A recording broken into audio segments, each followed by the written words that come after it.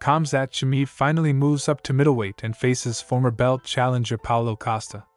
If he wins, he is guaranteed a title fight against the champion. Hello fighters. This is World of MMA channel. In today's video I will give you a prediction for a potential fight between Khamzat Chimaev and Israel Adesanya. But before we start, don't forget to subscribe and like. Here we go! Khamzat Chimaev stormed into the UFC. In recent history, since the promotion moved away from one-day tournaments, no one has managed to get 2 wins in 10 days. And not just any victory, but 2 bright and early victories. And what's even more amazing is the special attitude of Dana White, who doesn't even deny it. The UFC boss has confirmed it repeatedly. Khamzat, who was born in the Chechen Republic, moved to Sweden when he was 19 and fights for the Scandinavians. But back to MMA. After his bright debut, Boers got Gerald Meerschaert. But before that fight, the next one against the famous Demian Maia was already being discussed. The Brazilian was the 7th-ranked fighter of the time. And beating him could make Khamzat even more popular. The Swede hardly needed a hype, because he is already well known to MMA fans after his outstanding debut. But a victory over an eminent opponent is another matter, because Chimaev's first 2 opponents in the UFC had only 1 victory under their belt. Meerschaert, Chimaev won by 1 punch in fact, and many said that Gerald was another sack.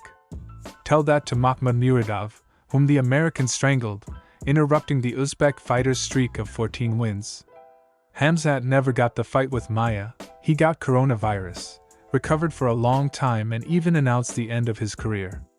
It's a shame, because at that time it was already announced his fight against Leon Edwards.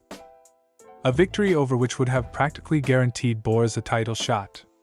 We had to start all over again, but in 3 fights Chimaev made such a strong statement that after more than a year of downtime, Boers got an opponent from the 11th-ranked welterweight division. Khamzat didn't dominate Jean Liang, he outright humiliated him. Caught him, carried him to the goal, while conversing with White, beat him and choked him. Once again without missing a beat. Many had talked about an aura of invulnerability before, but after the fight against the Chinese, that talk intensified. In April last year, Khamzat faced former title challenger and at the time fighter ranked number 2 in the division, Gilbert Burns. Chimaev missed more punches than he had in his entire career, exchanged a lot of punches with his opponent, fell, and completely backed away from the game plan. But most importantly, Boers showed his spirit, and 15 minutes later he scored his first career win by decision. Having beaten Burns, Khamzat had to go into the fight against Stockton gangster Nate Diaz.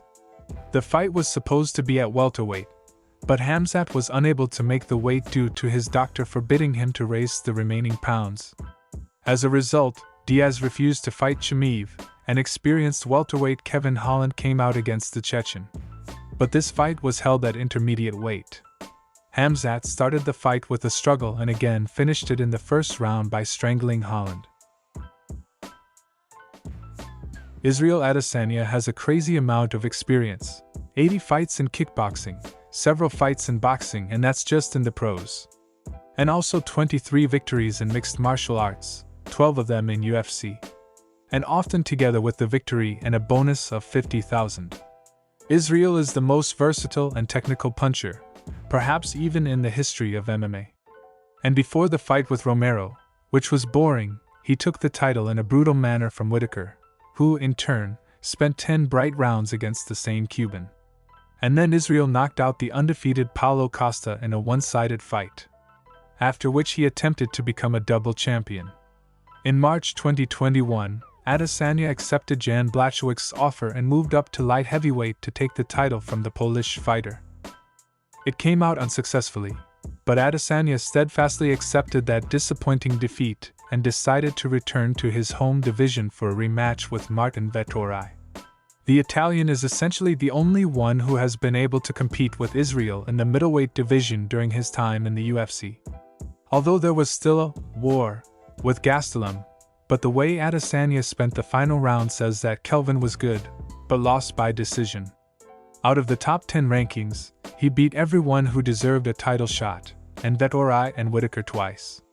It was Robert Israel who fought last February. The fight came out close, but the belt stayed with Adesanya.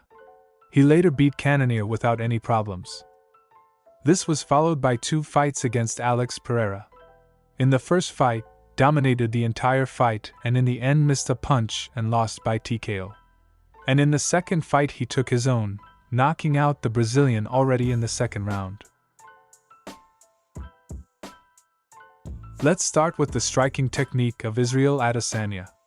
He is the best in this aspect in his division, and one of the best in the UFC.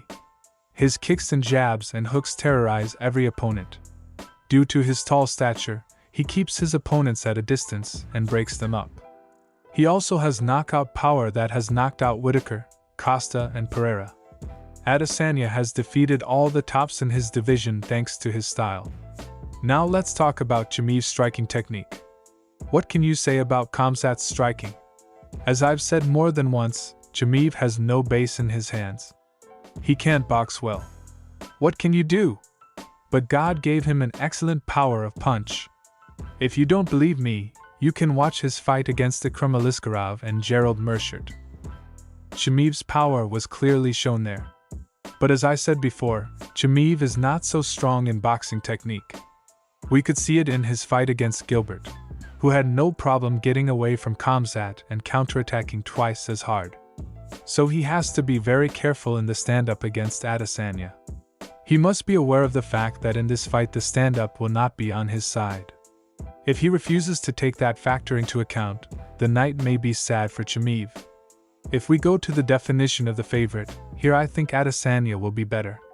He has beaten many top fighters in his division and has made great achievements in kickboxing.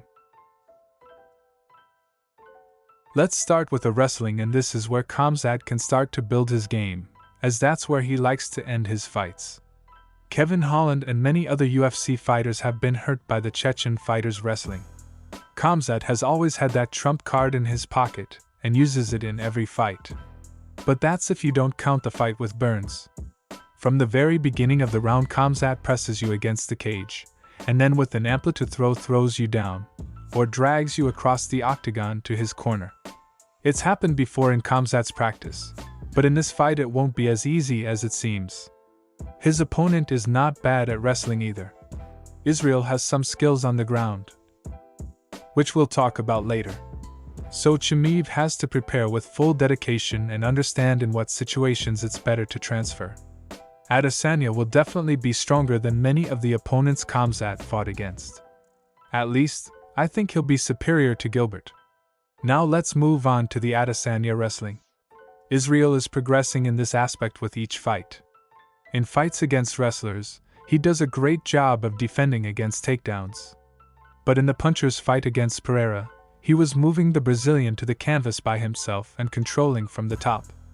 But still I think Khamzat Chimaev will be the favorite here. I think Israel Adesanya is going to win this fight by decision.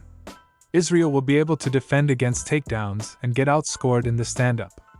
What do you think, friends? Write your opinions in the comments. Bye, everybody.